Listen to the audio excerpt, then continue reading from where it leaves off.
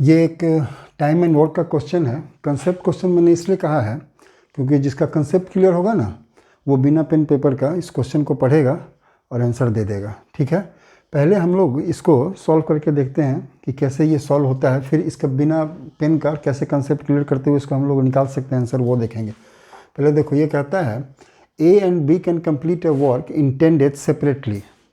अलग अलग किसी एक काम को यदि ए करता है वो भी 10 डेज में करता है, और बी भी यदि उस काम को सेपरेटली अलग इंडिपेंडेंटली अलग सिंगल करता है तो वो भी 10 डेज में कर सकता है।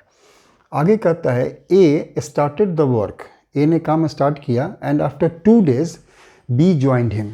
मतलब उस काम को ए ने पहले 2 दिनों तक किया, उसके बाद बी उसको ज्वाइन करता है उसी काम को करने के लिए। अब तीसरे दिन से 2 डेज के बाद, मतलब तीसरे दिन से दोनों साथ मिलकर काम कर रहे हैं। तो पूछता है कि how much time did it take to complete the work, तो पूरे काम को ख़त्म होने में टाइम कितना लगा। सिंपल है, देखो ए किसी काम को कर रहा है 10 डेज में, ठीक है, तो इसका जो 1 डे का वर्क हुआ ये हो जाएगा 1/10। ठीक है, याद रखो ये किसी काम को कंप्लीट होने में जितना दिन टाइम लगता है, जब उसका हम लोग रेसिप्रोकल लेते हैं ना, तो वो 1 दिन का काम निकल जाता है। और 1 दिन के काम को जब हम लोग रेसिप्रोकेट करते हैं तो उस काम को कंप्लीट करने में कितना दिन लगेगा वो निकल जाता है। जैसे ये 1 दिन का काम है, इसको रेसिप्रोकेट करोगे तो 10 आएगा, वो 10 डेज में वो काम कंप्लीट हो जाएगा। यही रूल है, इसको याद रखना। तो 1 डे का वर्क जो होगा ये 1/10 होगा। बी का भी, ये ए का हुआ, ठीक है ना, ए। बी का भी कितना होगा, बी का 1 डे का वर्क, दोनों को सेम टाइम लगता है इसलिए दोनों मिलकर इतना ही काम करेगा।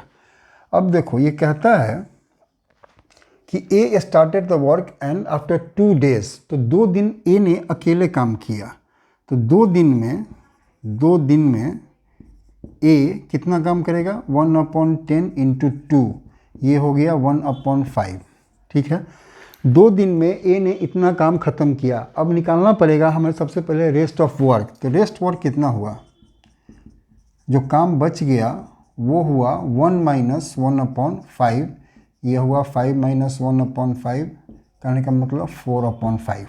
ठीक है, इस 4/5 वर्क को अब होना है, और ये काम कौन करेगा, ए और बी दोनों मिलकर करेगा। तो ए और बी जब दोनों मिल रहे हैं तो दोनों का 1 दिन का काम कितना है, A plus B 1 days work.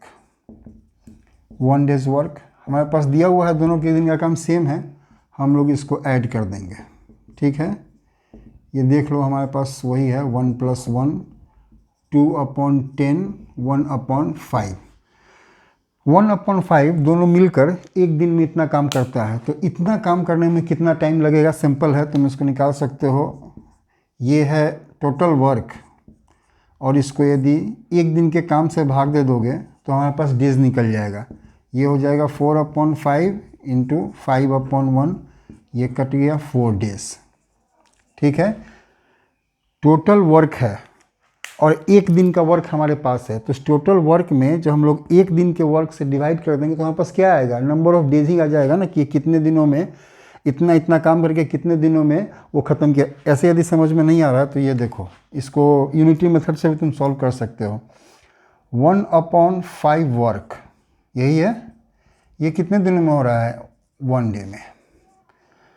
1 work कितने में हो जाएगा, इतना है। इसको जब हमने इसी से डिवाइड करेंगे तो यहाँ पर 1 आएगा, तो सेम काम इधर भी करेंगे। इस 1 को हम लोग 1/5 से डिवाइड करेंगे। काम कितना करना है, इतना काम करना है, 4/5। ठीक है, 1 से ये 4/5 हो गया, मतलब 4/5 से मल्टीप्लाई किया तो इधर भी वही काम करेंगे। मल्टीप्लाई करेंगे तो ये हो जाएगा 4/5, 1 से मल्टीप्लाई हुआ तो हो जाएगा, और नीचे में तो 1/5 है ही। जब इसको सॉल्व करोगे तो ये हो गया हमारे पास 4/5 डिवाइडेड बाई 1/5, कहने का मतलब 4/5 इंटू 5/1, ये कट गया, हमारे पास आ गया 4 डेज। ये तो हमने सॉल्व कर लिया, लेकिन बिना पेन उठाए कैसे इसको सॉल्व कर सकते थे, सोचो ज़रा, थोड़ा सा दिमाग लगाओ, ऐसे ही बन जाएगा। ये कहता है कि 10-10 दिन में काम ख़त्म कर सकता था। ओके, ए ने काम किया 2 दिनों तक। 2 दिनों तक जब वो काम किया तो उसके अकॉर्डिंगली काम में टाइम कितना बच गया। यदि वो अकेले करता तो उस काम को ख़त्म करने में उसको और कितना टाइम लगता, ऑब्वियस है 8 दिन ही लगता है, क्योंकि 2 दिन तो वो काम कर चुका है, 8 दिन टाइम लगता। 8 दिन जब वो टाइम काम करने के लिए बचा हुआ था तो बी ने उसको ज्वाइन कर लिया। अब देखो बी और ए के जो काम करने की एफिशिएंसी है वो सेम है, दोनों 10 दिन में ही काम खत्म कर रहा है। इसका मतलब हुआ तुम काम करने की जो एफिशिएंसी है, वर्क जो होगा, जितना काम हो रहा था अब डबल काम होगा। तो काम जब डबल होगा तो दिन क्या होगा, दिन हाफ हो जाएगा। वर्क और डेज ये दोनों जो होता है दोनों एक दूसरे का डायरेक्टली जो है सो प्रोपोर्शनल है। अब देखो जैसे जैसे काम बढ़ता है ना, काम बढ़ेगा तो दिन भी बढ़ेगा, यदि काम घटेगा तो दिन भी जो है सो घट जाता है। यहाँ पर जो हमारे पास एफिशिएंसी है, वर्क फोर्स जो है वो डबल हो गया। तो अभी ऐसे जब एक दिन में दुगना काम होने लगा तो जो दिन है वो भी घट जाएगा। कितना हो जाएगा, 2 गुना कम हो जाएगा, मतलब हाफ हो जाएगा। तो जो काम अब 8 दिनों में होने वाला था वो हाफ होकर कितना हो जाएगा, वो 4 डेज में ही हो जाएगा। ठीक है, अब 4 डेज में काम होगा तो देखो 4 डेज इसने काम किया और 2 डेज पहले काम कर चुका था, तो 4 + 2 टोटल 6 डेज में काम कंप्लीट हो जाएगा।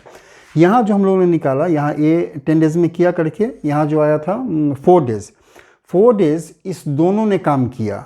यहाँ भी हमने इस तरह से भी निकाला। अब तुम देखो कि टोटल कितने डेज लगे, आंसर में पूछ रहा है, ये नहीं पूछ रहा है कि दोनों ने मिलकर कितने दिनों में काम खत्म कर दिया, पूछ रहा है कि काम को ख़त्म होने में, मतलब टोटल जो काम हो रहा था उसको ख़त्म होने में कितना टाइम लगा। तो दोनों ने मिलके 4 दिन काम किया, 4 डेज, और उसके पहले ए भी 2 दिन काम कर चुका था, ये भी इसमें ऐड होगा।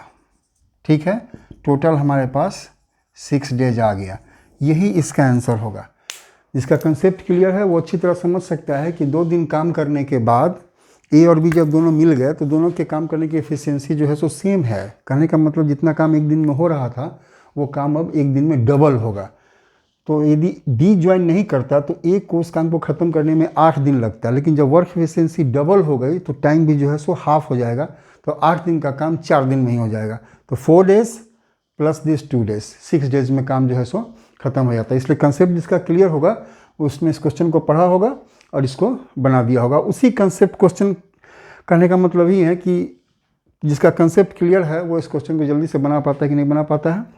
बाकी ये प्रोसेस है, इस तरह से तो जो जानता है कोई भी इसको सॉल्व कर लेगा।